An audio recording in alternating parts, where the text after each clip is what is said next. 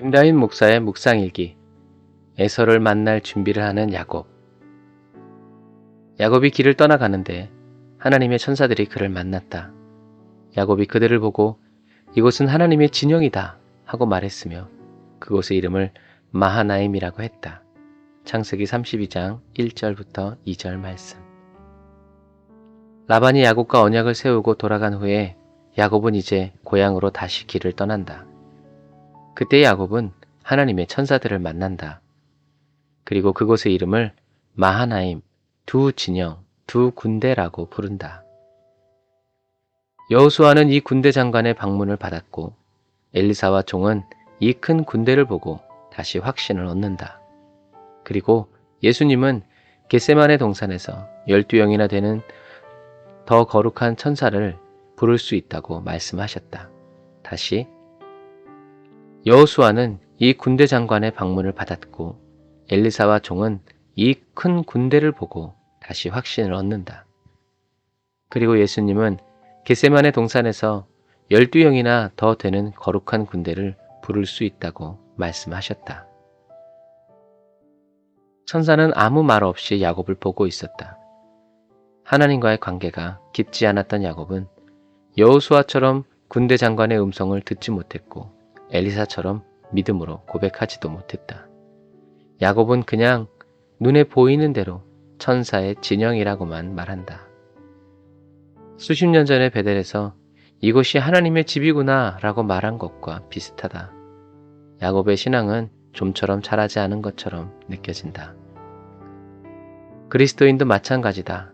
세상의 일이 너무나 고되면 그리스도인의 신앙도 더디 자란다. 먹고 살기 바쁜 그리스도인에게 신앙생활이란 그림의 떡이기 때문이다. 그러나 그리스도인의 신앙은 고난과 역경 속에서도 더 진하고 더 왕성하게 자라기에 주님이 오시는 그날에 핑계할 수 없다. 하나님은 편안한 환경 속에서 드려지는 기도보다 고난과 환란 속에서 드려지는 감사의 기도와 예배를 더 기뻐 받으시기 때문이다. 그렇다고 하나님은 일부러 우리를 고생시키는 분이 아니다. 라반이 떠나고 다시 약속의 땅으로의 발걸음을 시작할 때 하나님은 천사의 두 진영을 야곱에게 보여주신다. 왜 그러셨을까? 아마도 이 천사들은 바탄 아람으로 떠나는 야곱을 지키고 돕기 위해서 베델에서 사다리를 타고 내려온 천사들일 것이다. 임무 교대의 모습이었을까? 고향으로 돌아가는 야곱에게 하나님이 이 큰 무리를 보여주신 이유는 마치 가라, 내가 너와 함께하리라와 같은 무언의 큰 외침이었을 것이다. 이제 야곱은 큰 산이었던 라반의 산을 넘어 더 큰 산인 에서를 만나야 하기 때문에 하나님은 야곱에게 나타나셔서 두려워 말라, 놀라지 말라, 나는 내 하나님이 됨이니라 라고 손을 내밀어 주신다. 하지만 그런 하나님의 의도와는 상관없이 야곱은 늘 하던 대로 머리를 쓰기 시작한다. 야곱은 종들을 형 에서에게 보내어 에서의 분위기를 살핀다. 종들이 돌아와서 한 말은 야곱의 심령에 불을 질렀다. 에서가 400명을 데리고 야곱에게로 오고 있다는 것이었다. 이때 야곱은 무엇을 상상했을까? 성경은 말한다. 야곱은 너무나 두렵고 괴로워서 자기와 함께 있는 사람들과 양떼와 소떼와 낙타떼를 각기 두 무리로 나누었다 라고. 야곱이 이렇게 한 이유는 에서가 한 무리를 치는 동안 도망가기 위해서다. 전통적인 목동의 행동 방식이었다. 야곱은 두 무리의 천사들을 보고서도 조금도 깨달음이 없었고 위로도 받지 못했다. 천사들의 영광은 야곱에게 아무런 소망을 주지 못했다. 수십 년이 지난 후에도 야곱은 영의 사람이 아니었다.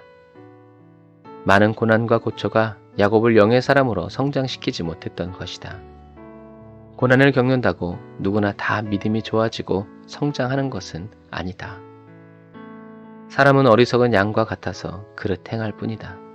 목자가 없다면 양은 광야에서 단 하루도 더 살 수 없다. 돌보아 주시는 은혜가 없다면 이 세상에 살아가는 모든 그리스도인은 살아도 사는 것이 아니다. 목자가 없는 그리스도인은 야곱처럼 두렵고 괴로워하며 살아가게 된다. 아멘. 주님, 다윗처럼 여호와는 나의 목자이심을 굳게 믿을 수 있는 은혜를 제게 허락하여 주세요. 보는 것 따로, 듣는 것 따로, 삶으로 살아가는 것 따로인 구별된 그리스도인이 아니라 보는 그대로, 듣는 그대로 순종하여 살아내는 그리스도인이 되게 하여 주세요. 나의 남은 생애 동안 하나님의 말씀 그대로 살아가지 못한다 하더라도 끝까지 포기하지 않고 몸부림치면서라도 주를 향하여 살아가게 하여 주세요. 저를 포기하지 않으시고 실어버리지 않으실 신실하신 나의 목자 하나님을 찬양합니다. 주님이 제 안에 시작하신 영혼 구원의 역사가 마쳐질 그날까지 저를 떠나지 아니하실 주님을 찬양합니다. 영광을 받으소서. 예수님의 이름으로 기도드립니다. 아멘. 아멘. 감사합니다.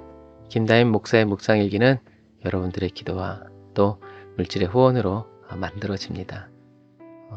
계속 기도해 주시고 오늘 하루를 살아가는 그 삶에도 신실하신 하나님 앞에서 저와 여러분도 신실하게 살아가는 복된 날 되시기를 주님의 이름으로 축복합니다. 여호와 삼마 샬롬.